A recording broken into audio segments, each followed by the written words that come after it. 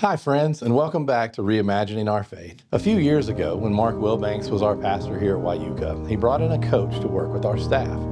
I'd always had a baseball coach or a basketball coach, but never a staff coach. It turned out to be an amazing idea and one that connected me to a mentor that I still have today. His name is Andy, and our ministerial staff would meet with him periodically. Andy also wanted to meet with each one of us individually. He and I went to lunch one day and were discussing different topics. Then he looked up and asked me this question: "Who are you, Joel?" I began talking about my family and job and different aspects of my life that made me who I am. As we discussed the question deeper, the most important answer I could give is that I am a child of God.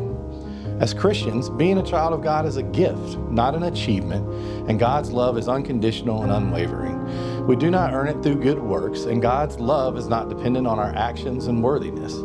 Being a child of God also provides us with a sense of purpose and belonging, reminding us that we are part of God's forever family. Pastor Kevin preached this sermon during Lent last year, and he helped us to understand part of that purpose for our lives. He said, our calling, our duty, our life mission is to make sure no one misses God's grace. So how do we define grace? I wanted to share with you one of my favorite authors' views of grace. Max Lucado says, "I really wrestled with trying to find a way to define grace because it's such a huge thing.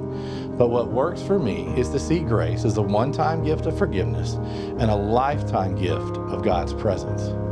It's that one-time sacrifice of Christ on the cross that moves us from condemned to forgiven, but it's also a lifetime of His devotion to us. Jesus wants His followers to be known for grace. He illustrates this grace with the woman caught in sin. In John chapter 8, the scribes and Pharisees brought a woman who had been caught in sin to Jesus, and they asked Jesus, 'What do you say we should do with her?'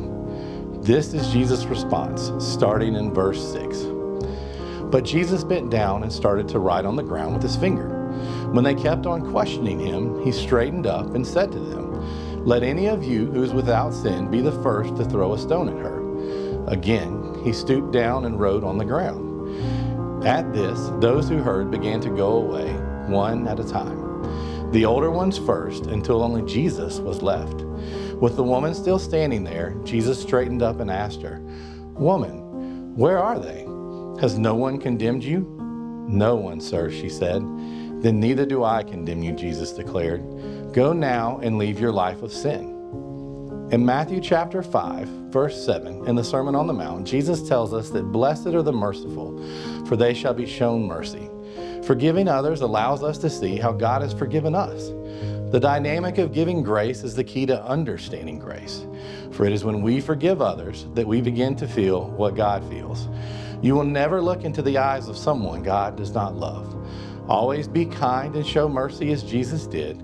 As a child of God, it helps us to fulfill our mission and to make sure that no one misses God's grace.